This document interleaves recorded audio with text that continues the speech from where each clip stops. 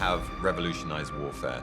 They've realized that speed of movement is now the key. So she was not a timid woman along the lines that Nazi propaganda. Hitler never wanted the German people to know, but Hitler always made a point of keeping her secret. History holds its breath for a final, stunning revelation. From the very heart of Adolf Hitler's bunker, a last witness speaks. Not a general or a politician, but the woman who prepared his last meals, his personal cook, Constanze Manziarly. What shocking secrets did she take to her grave about the dictator's private life? And why did her own mysterious disappearance become one of the war's most enduring puzzles? The truth has been locked away for decades, until now. Constanze Manziarly was a young woman with a neatly mapped-out life. Born in 1920 in Innsbruck, she was raised in the Greek Orthodox faith and had built a respectable career. Then she disappeared. No trial, no grave. Just silence. Who was she? Why did she stay? She was trained first as a teacher and then specialized as a dietitian, a professional dedicated to health and nutrition. Her world was one of routine and skill, far removed from the halls of power. That ordinary world shattered in early 1944. The call that came was not an offer, but a summons. Adolf Hitler had dismissed his previous personal cook, and the machinery of his headquarters identified Constanze as the replacement.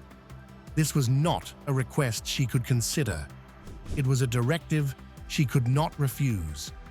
The cold wave of dread that followed was immediate and profound. In a private letter to her sister, dated the 3rd of April, 1944, she confessed the terrifying reality. Accepting this position, she wrote, felt like having one foot in the grave.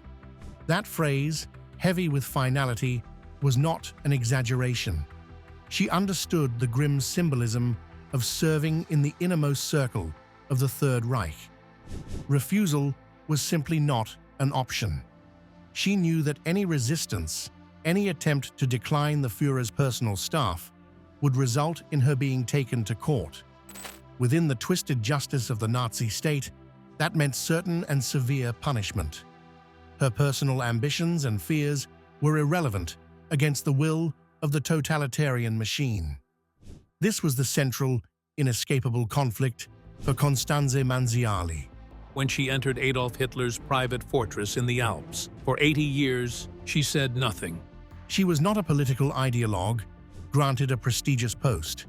She was a trained healthcare professional, a dietitian who believed in the science of nourishment. Yet, her expertise was now the property of the most dangerous man in Europe. She was utterly trapped. The skills she had cultivated to sustain life were now commanded in the service of a regime dedicated to death. She packed her bags with a sense of foreboding, leaving the possibility of a normal future behind. She traveled not towards opportunity, but towards the oppressive heart of the regime's power. Her profession had become her prison sentence. She was going to cook for Adolf Hitler, a man whose personal whims would soon dominate her every waking moment, and whose volatile needs would become her immense, solitary burden. Arriving at Adolf Hitler's field headquarters, known as the Wolf's Lair, Constanze Manziarly entered a bizarre and claustrophobic world. This was not the grandeur of Berlin, but a hidden compound in a damp Polish forest, a nerve center of concrete bunkers and barbed wire. Her workplace was a small, functional kitchen, and her sole purpose was now crystal clear: to manage the precise dietary needs of the most powerful man in the Reich. It was here that the theory of her dietitian training met the intensely strange reality of her new patient. Hitler's diet was, by all accounts, simple to the point of being austere. This was not simply Hitler's vacation home. It was a nerve center of the Nazi regime. He was a vegetarian, a fact well known and heavily promoted by Nazi propaganda, which painted him as a self-disciplined ascetic in tune with nature. For Constanze, this meant preparing meals that were often meatless. A typical lunch might consist of a simple soup, followed by a main course of millet, a bland grain-like seed, or a protein-rich dish of quark, a fresh cheese drizzled with linseed oil. For variety, she would often prepare a meat substitute made from finely chopped mushrooms, eggs, and breadcrumbs, shaped into a loaf or cutlets. The reasons behind this diet have been debated for decades. Some historians point to genuine health concerns. Hitler did suffer from chronic stomach cramps and flatulence, which he believed were alleviated by avoiding meat. Others suggest it was part of a carefully crafted image, a way to distance himself from the excessive indulgence of his political rivals and connect with a romantic, back-to-the-land German ideal. For Constanze, the motivation mattered less than the strict daily requirement. She had to cater to a sensitive digestive system that also belonged to a notoriously volatile personality. The simplicity of the food, however, belied the immense pressure of preparing it. In her letters home to her sister, the strain poured out. This was not just cooking. It was a high-stakes operation where a single error could have unthinkable consequences.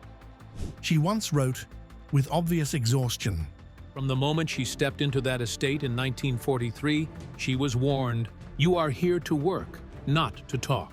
"What wears me out is the immense burden of responsibility I must bear." Every ingredient was scrutinized, every meal a potential risk.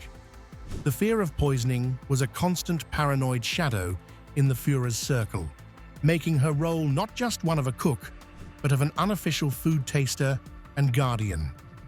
The burden was solitary and crushing, a weight on her shoulders that never lifted.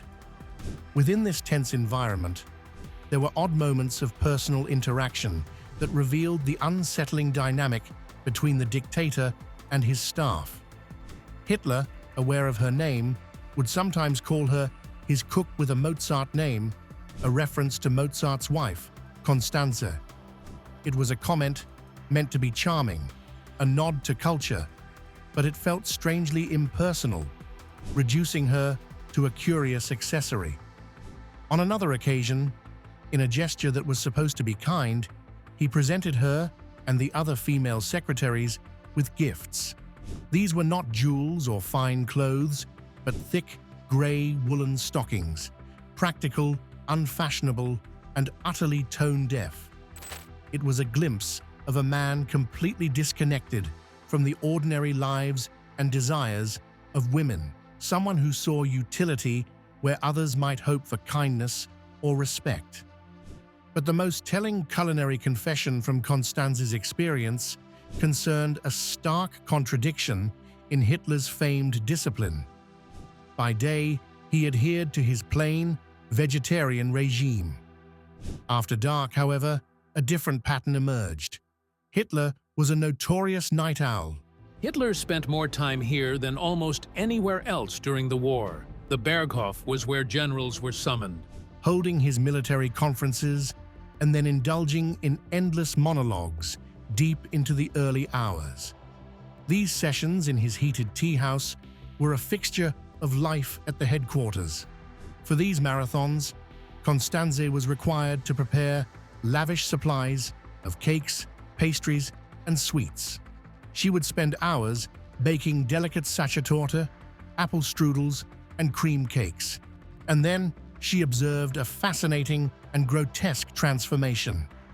As Hitler talked, pontificating about history, art, or his grand plans, his carefully controlled daytime diet was abandoned. He would, as Constanze and others noted, lose control.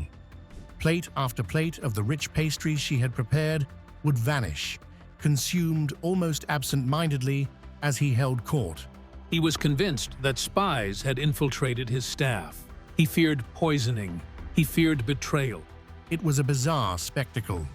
The dictator who preached Spartan self-denial succumbing to a sugar-fueled binge while the world burned. For Constanze, it must have been a surreal and quietly revealing sight. The man who demanded such precise control over every morsel he ate in the daylight hours had no control at all when surrounded by his sycophants in the safety of the night. It revealed not just hypocrisy, but a deep, anxious compulsion. Her life became a relentless cycle of anticipating these needs. She was on call at all hours, catering to both the strict daytime dieter and the nocturnal glutton. The letters to her sister became a vital outlet, a place where she could confess the sheer, exhausting oddity of her existence, the fear, the responsibility, and the bizarre spectacle of serving a man whose public image and private self were so starkly at odds over something as fundamental as food. Every item served to Hitler had to be pre-approved, inspected, and tasted beforehand by a team of food testers. The relative, if bizarre, routine of the Wolf's Lair ended in January 1945. With the Eastern Front collapsing and Soviet forces advancing into Germany, Hitler was forced to return to Berlin. Constanze Manziarly followed, descending with the core staff into the concrete depths beneath the Reich Chancellery Garden. This was the Führerbunker, a tomb-like complex that would become the final stage for the Nazi regime. For Constanze, her professional world shrank to a few cramped, low-ceilinged rooms. Her kitchen was not in the newer Führerbunker itself, but in the older, adjoining Führerbunker. It was a Spartan, functional space that also served as her bedroom. There was no escape from her work. Life in the bunker was a study in surreal contradiction. Outside, the world was ending. The thunder of Soviet artillery was a constant, shuddering backdrop, shaking the light fixtures and raining dust from the ceilings. Für das Weihnachtsfest und zum Jahreswechsel Adolf Hitler, eigenhändige Unterschrift. Berlin was being reduced to rubble and fire. Inside, however, a desperate, rigid routine was maintained, and it still centered on Hitler's meals. The act of preparing his lunch and dinner became a pathetic symbol of normalcy, a ritual performed as the walls literally caved in. The atmosphere was thick with tension, fear, and the stale, recycled air from the overworked ventilation system. In a grim bit of gallows humor, some of the bunker's inhabitants began nicknaming Constanze Miss Marzipani. It was a darkly ironic play on her name and her role, a tiny, desperate spark of humor in the overwhelming gloom. The working conditions were brutal. She toiled alone for punishingly long hours on the hard concrete floor, her feet swelling and her health suffering. When she requested an assistant to share the immense load, Hitler refused. His reason? He did not want to give the appearance of luxury or excess. Even at the end of all things, the propaganda image of the frugal leader had to be upheld, no matter the cost, to the exhausted young woman actually doing the work. She was trapped in a performance for an audience that was rapidly disappearing. On the 22nd of April, the performance cracked. In a furious outburst after being told the war was truly lost, Hitler finally conceded defeat. That afternoon, he personally summoned Constanze and two of his secretaries, Traudl Junge and Gerda Christian. He told them they must leave Berlin immediately, that a plane was waiting to take them to safety. It was a final, fleeting moment of something resembling concern. Yet, all three women refused. Their reasons were a complex mix of loyalty, fatalism, and perhaps a shared understanding that there was no true outside to escape to anymore. In response, Hitler silently handed each of them a brass cartridge. Inside was a small glass ampule of cyanide. It was not a gift, but an instruction. The final act played out on the 30th of April. Hitler's last lunch was served at 1 o'clock. It was a meager sign of the times, a simple pasta with a thin tomato sauce. Last witness to Adolf Hitler's final hours has himself died. The grand meals of the Wolf's Lair were a distant memory. The Reich's larder was as depleted as its armies. A few hours later, Adolf Hitler and his new wife, Eva Braun, were dead by their own hands. But in the bunker, something dark and disturbing began. To buy time for the remaining staff to attempt an escape, the news of Hitler's death was kept secret from most inhabitants for several crucial hours. The daily routines had to appear unchanged. And so, Constanze Manziarly, unaware that her patient was dead, continued with her duty. That evening, she prepared a meal as usual. The menu was fried eggs and mashed potatoes. She carried it to the door of Hitler's study, where it was taken inside by an SS orderly. The plate sat, untouched, in the room with the corpses. In the claustrophobic kitchen at the end of the world, she had cooked a meal for a dead man, the final, utterly pointless fulfillment of her immense burden of responsibility. The charade soon ended, and the desperate scramble for survival began. For Constanze, the cook's war was over. The fight for her own life was now about to begin. The immediate aftermath of Hitler's suicide was a chaotic vacuum. Inside the bunker, there was no grand plan, only a desperate need to escape the advancing Soviet troops, who were now just streets away. Late on the evening of May 1st, the first breakout group began to form. Their leader was SS Brigade Führer Wilhelm Mohnke, a hardened military man given the impossible task of shepherding a band of high-profile bunker survivors through a besieged city. Among this group was Constanze Manziarly. She exchanged her cook's apron for a military jacket and trousers, preparing to abandon the only place she had known for months. The plan was not to fight, but to flee. Their aim was to break out of the Soviet encirclement and reach German lines to the north or west, or to simply disappear. The group, which also included Hitler's secretaries Traudl Junge and Gerda Christian, left the claustrophobic bunker and emerged into a nightmarish landscape. Above them, Berlin was an inferno. The air smelled of smoke, cordite, and death. Buildings were hollowed-out shells, streets were clogged with rubble, and the constant crump of artillery and rattle of machine gun fire mapped the close proximity of the front line. They moved like ghosts through this devastation, clinging to the shadows. Their first stop was a nearby brewery cellar, a massive underground space already packed with hundreds of wounded German soldiers and terrified civilians. It was a scene of utter despair. Here, the reality of their situation became even clearer. The breakout was faltering before it had properly begun. German prosecutors are pursuing more than a dozen aging Nazis. Mohnke realized their large group was too conspicuous, too slow. In a moment of desperate improvisation, he gave the three women, Manziarly, Junge, and Christian, a specific task. He handed them a typed military report, a summary of the last days in the bunker and Hitler's death, and ordered them to try and deliver it to the new German leadership, if it still existed. It was a thinly veiled excuse to split them up, to give them a seemingly official reason to move separately, perhaps increasing their slim chances. Now, on their own, the three women left the relative shelter of the brewery cellar on the morning of May 2nd.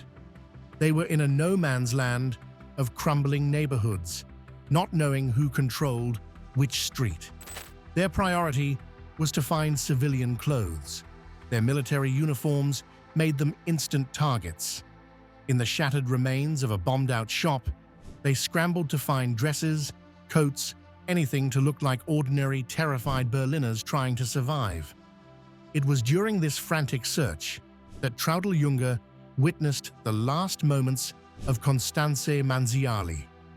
Junge was hiding in the shop's doorway when she saw Constanze a short distance away, struggling to remove her grey military jacket. As Constanze tried to pull on a found civilian coat, 2 Soviet soldiers appeared. They approached her directly. Junge watched, frozen, as the soldiers spoke to Constanze, who appeared calm. They then began to lead her away, not roughly, but firmly, towards the gaping entrance of a U-Bahn tunnel, the deep underground subway stations that were being used as shelters and battlegrounds. Seeing her friend being taken, Junge's instinct was to help.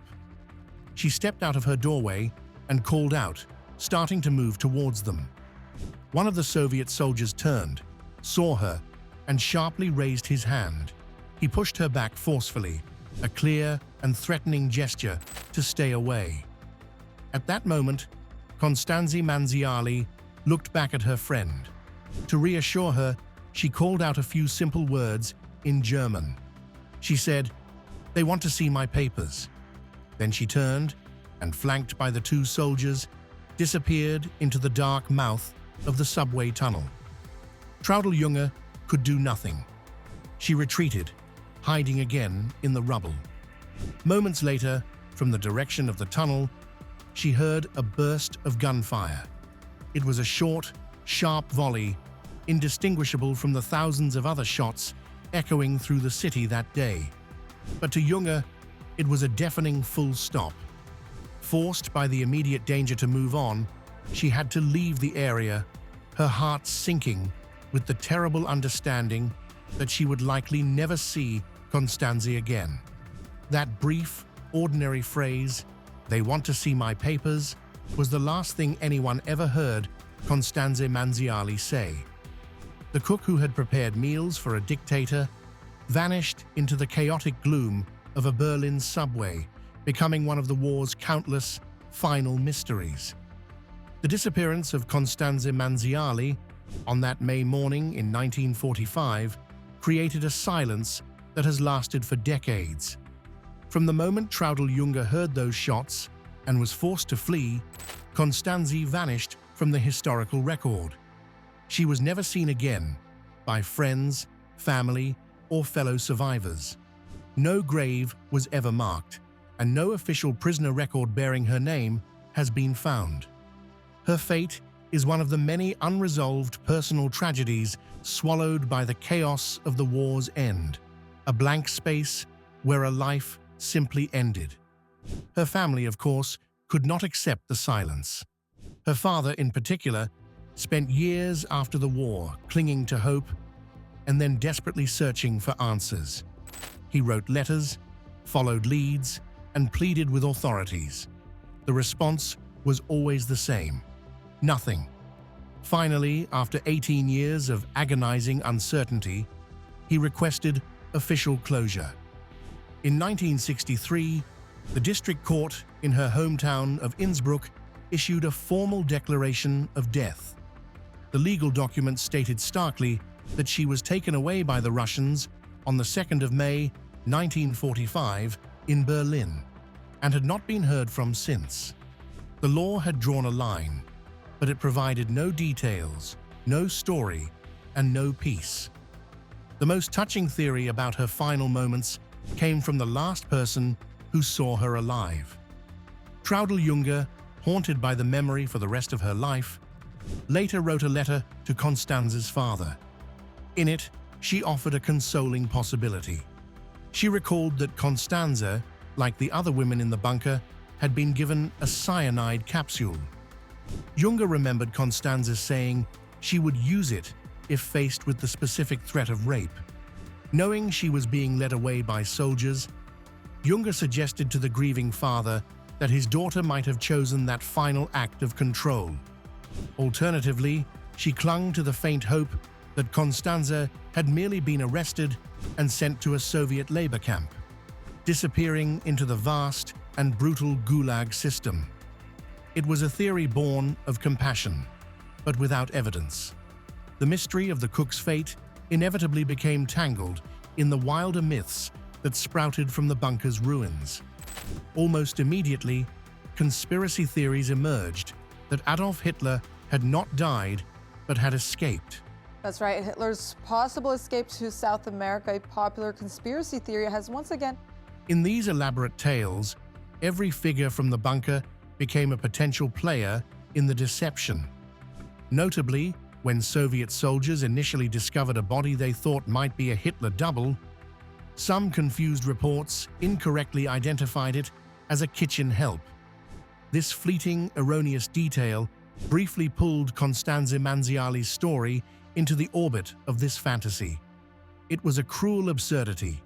The real woman was being erased twice over, first by whatever truly happened to her, and then by being recast as an extra in someone else's improbable escape story. These speculations, however, only highlight the profound darkness that surrounds her end. The most likely truth is also the most straightforward and the most terrible. In the violent, anarchic landscape of freshly conquered Berlin, a young woman in a military jacket, caught alone by frontline soldiers, almost certainly met a brutal and swift end. Whether by a bullet, her own poison, or in the opaque prison system of the victors, Constanze Manziarly died in those first days of May 1945. Her story leaves us not with a clear answer, but with a chilling final image and an unsettling question mark. The cook who knew the dictator's most mundane secrets took the full truth of her own fate with her into the shadows of the Berlin underground. For decades, Constanze Manziarly was merely a footnote in the story of Hitler's final days. Her true voice was silenced, her personal terror lost to history. That changed in 2020, when author Stefan Dietrich published a biography based on 15 private letters she had written to her sister. Provided by her surviving family, these pages finally broke her silence. They transformed the silent kitchen help of the bunker into a relatable human figure. The first Soviet troops into the bunker are allegedly more interested in trophies than evidence. A young woman confessing her fear, exhaustion, and the immense burden of her terrible job. Through her words, she becomes a uniquely valuable witness. Her testimony is not about grand strategy or ideology, but about the unsettling banality behind the tyranny. She saw the fussy eater, the nocturnal cake glutton, and the petty boss who worried about appearances while his empire burned. Her story is not one of a believer, but of a skilled dietitian and teacher tragically caught in a historical maelstrom. Her ultimate fate, swallowed by the violent chaos she was forced to serve, remains one of the most intimate and unresolved mysteries of the Reich's collapse.